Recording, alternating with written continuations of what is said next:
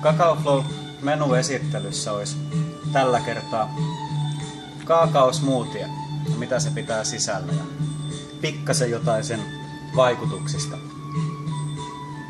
Jos tehdään tämmönen ihan meidän peruskaakaosmoothie ilman mitään erikoisia ekstroja, mitä täällä kyllä on mahdollista laittaa. Tehdään tämmönen isompi smoothie. Se on 6 desilitran kokoinen lopuillaan ja 2 mitä se pitää sisällään. Ekanakin me laitan sinne tämmöstä kaikista laadukkainta kaakaomassa, kaakaovoi sekoitusta. Tämä sekoitussuhde on 1:3, eli kaakaovoita on vähemmän kuin kaakaomassaa. Sitä menee tänne semmonen 30 grammaa, vähän ylikin jopa. Kaakaollahan on ihan kivasti kaikenlaisia terveysvaikutuksia ja vaikutuksia nimenomaan. Se on yksi maailman parhaimpia tai maailman paras lähde magnesiumille, raudalle, kromille, yksi parhaimpia lähteitä kuparille, sinkille. Se sisältää kaikki tarvittavat tekijät aivokemioiden hyvää kuosia ja paljon muuta. Eli sinne meni kaakao.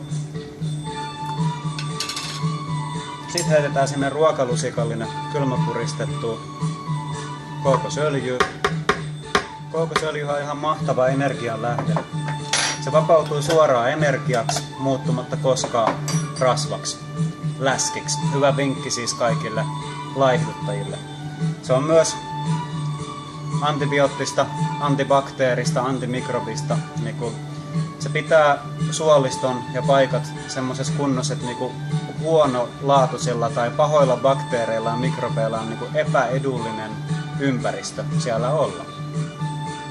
Se hoitelee näitä. Nyt kun on nuo kaakaomassat ja voit ja kookosöljyt blenderissä, nyt mä otan vähän kuumaa pakuriteetä suoraan liedeltä. Koska tää on raaka kaakaosmoothie, ja täällä on nyt kiehuvan kuumaa pakuriteetä kupissa, sitä ei tietenkään suoraan heitetä blenderiin, vaan me miksaan tähän vähän kylmää lähdevettä. Tarkoituksena saada siitä 42-asteinen, mikä riittää kuitenkin sulattaa kookosöljyn, joka sulaa 25 asteessa, ja kaakaovoin, mitkä sulaa 35 asteessa. Laitetaan se sinne pohjalle, ne jää muhimaan. Sitten sinne voidaankin heittää tosta yksi kokonainen luomubanaani.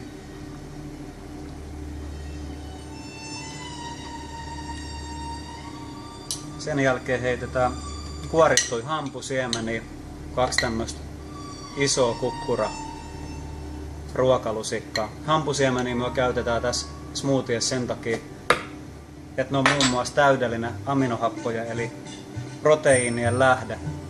Ja niistä löytyy kaikki tarvittavat omega-3, 6, 9 rasvahapot ja ihan huikea määrä kaikkia hyviä tarvittavia mineraaleja. Hampusiementen lisäksi laitetaan vähän tokotrianolsia. Se on semmonen riisin lesejauhe. Tokotrianols tulee siitä riisin kuorikerroksen ja sen riisin jyvän välistä. Semmonen ihan pieni ohut kerros, missä on sen riisin kaikki ravintoaineet. Tokotrianols nimi tulee E-vitamiinista. Tokoferoli on normaali E-vitamiini, tokotrianoli on monin kerroin tehokkaampi E-vitamiini ja se on maailman paras lähde sille. Antaa semmosen maitosen kermasen maun ja tekee hyvää muun muassa iholle. Sitten sinne heitetään vähän lukumaa. Lukuma on ehkä maailman paras kalsiumin lähde. Ja ayurvedisesti puhuttuna, kun tuo kaakao on ruskea, se tumma osa, se nostaa pittaa. Tälleen länkkärikielellä puhuttuna se lisää happamuutta tai happoja muun muassa. Niin tää lukuma on yksi maailman parhaimpia asioita tasapainottaa sitä. Koska tää sisältää sellaisia alkaallisia mineraaleja, mistä jo mainitsin, eli kalsiumia. Kalsiumi on siis alkaalinen mineraali, mikä neutralisoi näitä happoja. Tasapainottaa ayurvedisesti pittaa. Maistuu kermaselta ja hyvältä, sopii kaakaosmoothie ihan niinku No ei nyrkki sovi silmään, mutta silleen sanotaan usein. Kardemumma. Sopii makuun, hyvät synergiat edellä mainittujen ainesosien kanssa. Tekee tosi hyvää sydämelle. Tekee ehkä vähän enemmän hyvää sydämiseksi vielä.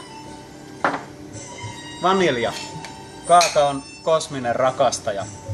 Eli vaniljapuut, tai itse asiassa vaniljaköynnös, se kasvaa silleen puiden ympärillä. Ja se tykkää eritoten kasvaa kaakaopuun ympärillä, kaakaopuun kanssa yhdessä. Eli kun kaakao on lähtökohtaisesti vähän maskuliininen, niin vanilja on niinku sen feminiininen kumppani. Se tasapainottaa sitä, sen vaikutuksia ja kaikkea, ja se niinku on parempi yhdessä joka tapauksessa. Mikä vielä puuttuu on taatelit. Pikku hetki. Taatelithan on varsinaista villiruokaa. Tulee taatelipalmuista, mitä ei tarvii myrkytellä ja niihin ei tarvii laittaa mitään ihme kemiallisia lannoitteita ja muita. Nää on wild foodia, tosi makeeta. Näitä käytetään meillä aika paljon makeutukseen.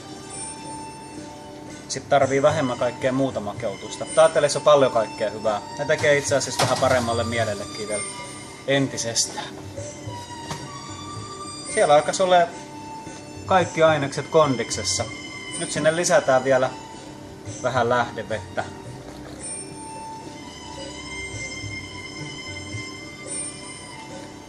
Hurautetaan blenderi käyntiin ja päässään nautiskelemaan sitä. Jos sen haluaisi vähän lämpimämpänä versiona, me voisi ottaa nyt toisen kupin pakuriteetä, sekoittaa siihen vähän lähdevettä, kaataa sen tänne ja näin saadaan siitä lämpimämpi.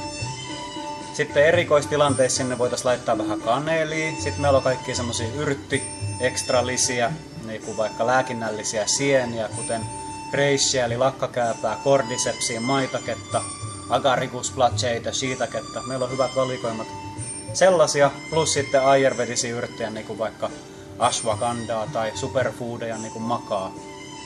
Kaikki semmosia voi sotkea tänne, niitä voi toivoa täältä oman tilansa ja halunsa mukaisesti. Mutta ei muuta. Me käy blendailemaan. Ohi, me on ohi hunaja.